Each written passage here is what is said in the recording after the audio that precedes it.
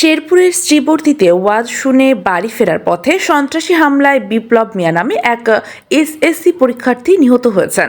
রোববার দিবাগত রাত 12:30টার দিকে উপজেলার দহেরপাড় এলাকায় এই ঘটনা ঘটে। এই ঘটনায় 3 জনকে আটক করেছে পুলিশ। নিহত বিপ্লব মিয়া জামালপুরের বকশীগঞ্জ উপজেলার দড়িপাড়া এলাকার অটোচালক কাবিল মিয়ার ছেলে। নিহত বিপ্লব ছোট থেকেই নানা আব্দুল মজিদের বাড়ি থেকে একই গ্রামের মোহাম্মদ আলী মেমোরিয়াল বিদ্যানিকেতন এক কিন্ডারগার্টেন থেকে এসএসসি পরীক্ষার্থী দিচ্ছেন।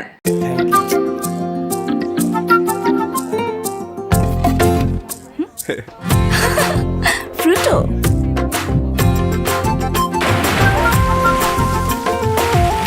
প্রাণ ফ্রুটো, সময় অসময় ফ্রুটোময়। 25 ফেব্রুয়ারি রাতে চর শিমুলচরা গ্রামে ওয়াজ শুনে আসার পথে কিশোর গ্যাংয়ের সদস্যরা বিপ্লবের উপর সন্ত্রাসী হামলা চালায়। স্থানীয় স্বজনরা গুরুতর আহত অবস্থায় উপজেলা স্বাস্থ্য কমপ্লেক্সে নিয়ে যায়। পরে ময়মনসিংহ মেডিকেল কলেজ হাসপাতালে নিয়ে গেলে কর্তব্যরত চিকিৎসক মৃত ঘোষণা করেন। এই ঘটনায় স্থানীয় লোকজন ও স্বজনেরা আসামিদের শাস্তি দাবি করেছেন। শ্রীবর্তী থানার অফিসার ইনচার্জ কাইয়ুম খান সিদ্দিকী জানান, খবর পেয়ে ঘটনাস্থল পরিদর্শন করেছি। এই ঘটনায় 3 জনকে আটক করা হয়েছে।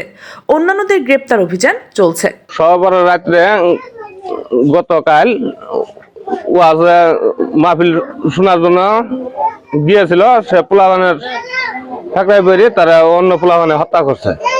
বিপ্লব 2020 সাল থেকে আমার স্কুলে অধ্যয়নরত। সে অনেক মেধাবী স্টুডেন্ট।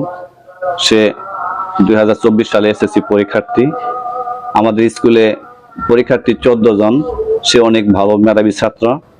তার রেজিস্ট্রেশন করা হয়েছে চন্দ্রবাস স্কুল অ্যান্ড কলেজ থেকে। তার রুম নম্বর মাদ্রাসা দোতলা 2 নং হলে।